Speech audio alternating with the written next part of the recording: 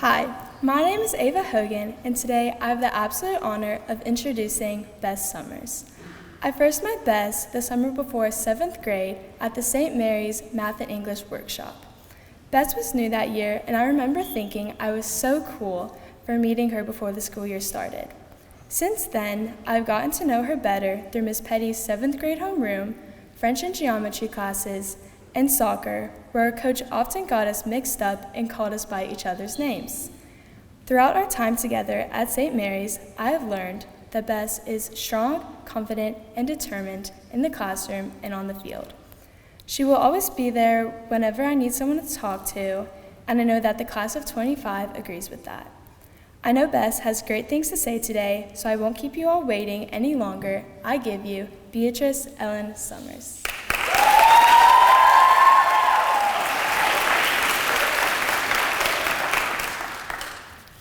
Unlike most kids, my childhood was filled with books.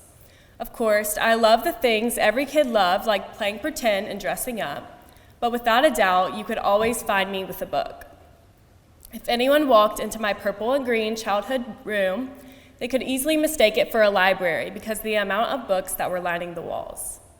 Every night, my parents would come to tuck me in, and they would find me and at least 6 of my favorite books all piled into my bed. With the sea of books surrounding me, I would look up to them while they said, "Bess, let's put away some books so you have room to sleep."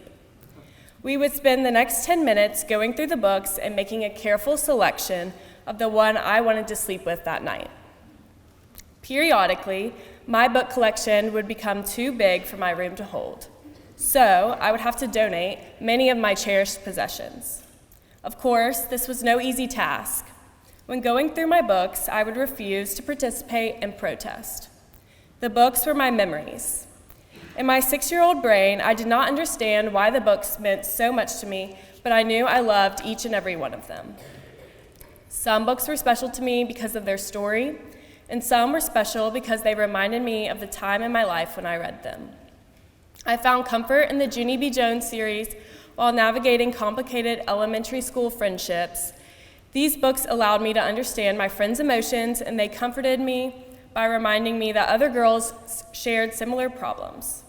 Also, I recall fond memories of my mom reading me Fancy Nancy before bedtime every night.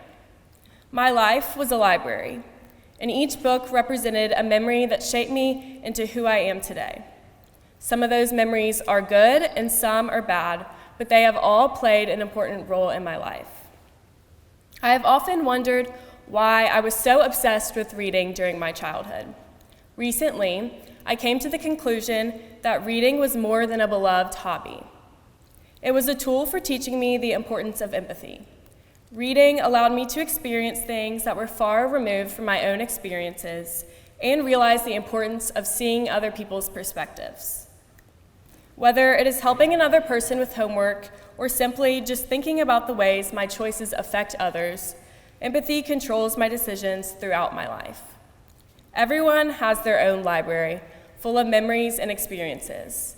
It is important to understand that each person has their own story that is worth hearing, and empathy means not just listening to that, but acting on that understanding. Compassion has helped me build connections that changed both my life and those I interact with.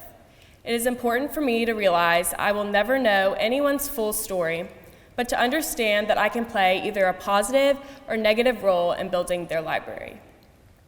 I encourage you to see the good in everyone you encounter and treat others with kindness.